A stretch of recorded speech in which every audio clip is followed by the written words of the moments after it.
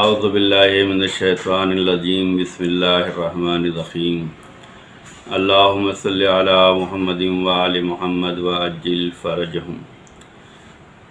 Sunday classes کا آج 5واں episode آپ کی خدمت میں پیش کرنے کی سعادت حاصل کر رہا ہوں۔ 25 شوال شہادت حضرت امام جعفر صادق علیہ السلام کی تاریخ ہے۔ اس مناسبت سے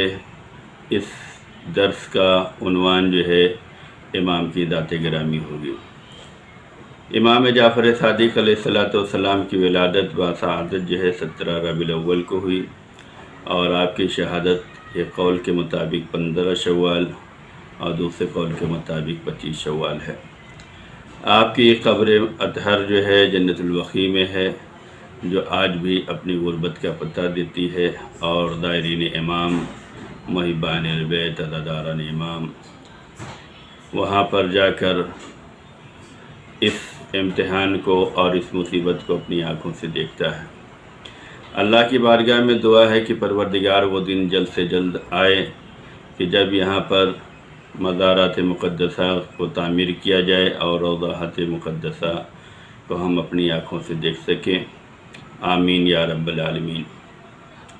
حضرت امام جعفر صادق علیہ السلام نے ارشاد فرمایا کہ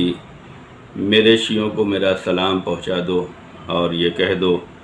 کہ خدا اس بندے پر رحمت کرتا ہے جو کسی دوسرے کے پاس بیٹھ کر ہماری حدیثیں یاد کرتا ہے۔ ان دونوں کے ساتھ تیسرا ایک فرشتہ ہوتا ہے جو ان دونوں کے لیے طلب مغفرت کرتا ہے۔ تو امام نے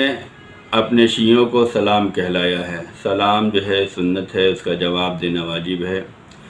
آپ کو معلوم ہے کہ پیغمبر اکرم صلی اللہ علیہ وآلہ وسلم نے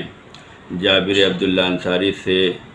5ویں امام محمد باقر علیہ السلام کو سلام کہلوایا تھا، اور ہر عزادار کو یہ بات بھی معلوم ہے کہ امام حسین علیہ السلام نے کربلا کے میدان سے اپنے فرزند عزیز امام سید سجاد علیہ السلام کے حوالے سے اپنے شیعوں کو سلام کہلایا تھا۔ چھٹے امام جعفر صادق علیہ السلام ارشاد فرماتے ہیں کہ میرا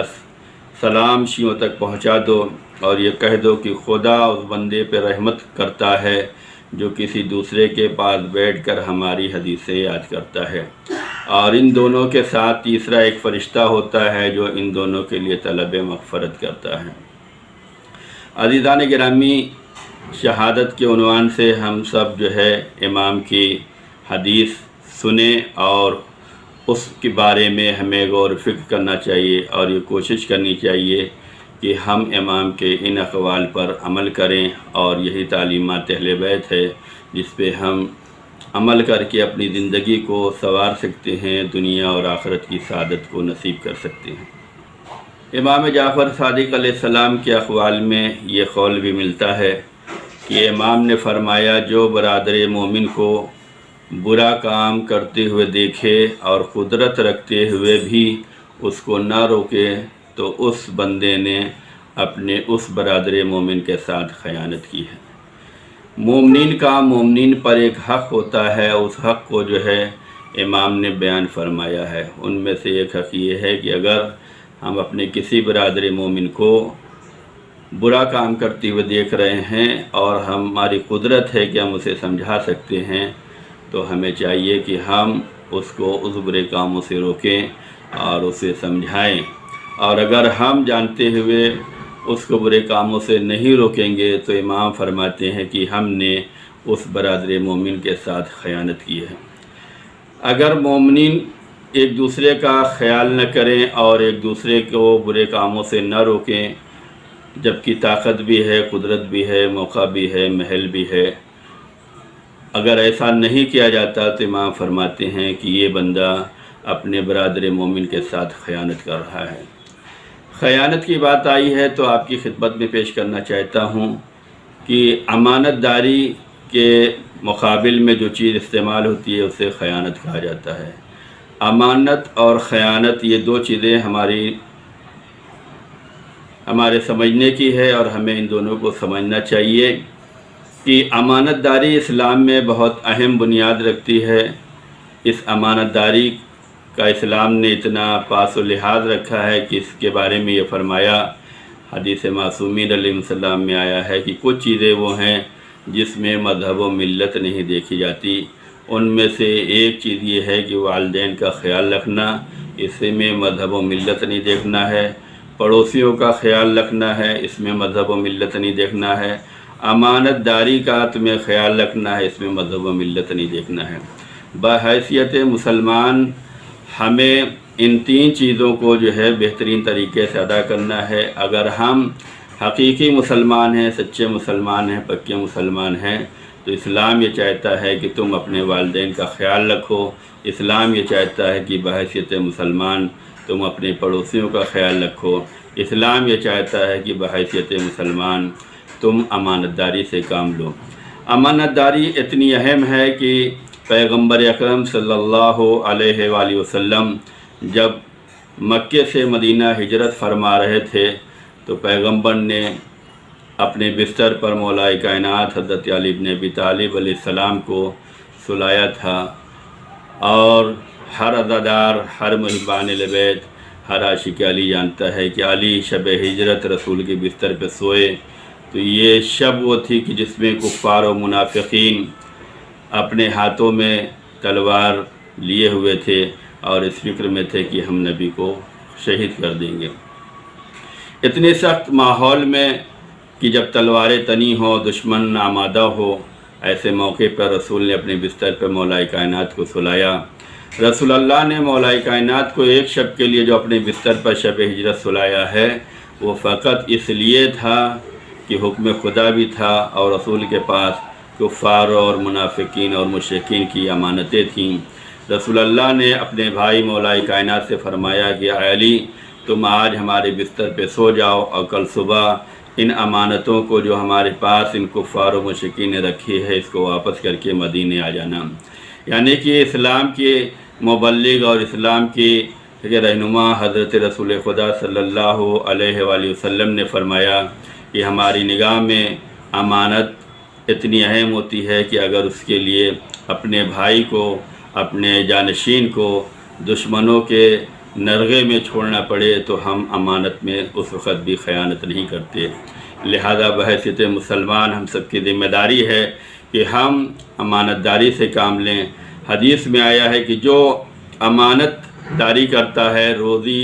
روزگار، برکت، رحمت اس کی طرف کھینچ کر آتی ہے، اور جو امانت میں خیانت کرتا ہے اس کے لیے فقر و فاقہ نصیب ہوتا ہے۔ تو ہم سب کو چاہیے کہ ہم امانت داری کریں اور خیانت کو خیر بات کہیں، خیانت کو اپنے سے دور رکھیں۔ امام جعفر صادق علیہ السلام نے فرمایا کہ اگر کوئی بندہ مومن جو ہے کوئی برا کام کر رہا ہے تو دوسرے بندے مومن کا فرض بنتا ہے کہ قدرت رکھتے ہوئے اسے اس کے برائیوں سے اسے روکا جائے۔ اگر اپنے برادر مومن کو برے کاموں سے نہیں روکا گیا تو اس بندے نے اس برادر مومن کے ساتھ خیانت کی ہے، اور جہاں پر خیانت کی جاتی ہے وہاں پہ فقر و فاقے آتے ہیں، وہاں پہ غربت آتی ہے، وہاں پہ افلاس آتی ہے، وہاں پہ تنگی رزق ہوتی ہے، وہاں پہ پریشانی ہوتی ہے۔ ہم سب کو چاہیے کہ ہم اگر اپنی زندگی میں خوشحالی دیکھنا چاہتے ہیں، اپنی روزی روزگار میں برکت دیکھنا چاہتے ہیں، تو ہم سب کو امانت داری کو پورا کرنا ہوگا اور امانت کو ادا کرنا رہنا چاہیے۔ امانت ایک ایسی اہم چیز ہے جس میں مذہب و ملت نہیں دیکھا جاتا۔ بحیثیت مسلمان، بحیثیت مومن ہم سب کی ذمہ داری ہے کہ امام کے اس قول پر ہم سب عمل کریں۔ امانت سے روزی کھینچ کر آتی ہے، روزی میں برکت ہوتی ہے، زندگی خوشحال ہوتی ہے۔ رسول اللہ نے بھی جاتے جاتے ایک امانت امت رسول کے حوالے فرمائی تھی، اور وہ امانت جو تھی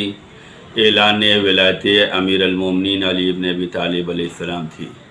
18 ذی الحجہ کو غدیر خم میں مولا علی کے اعلان ولایت کے بعد رسول اللہ نے فرمایا تھا کہ ہر حاضر پر یہ ذمہ داری ہے کہ وہ غائب تک اس اعلان ولایت امیر المومنین کو پہنچاتا رہے، اور یہ سلسلہ قیامت تک جاری ساری رہنا چاہیے۔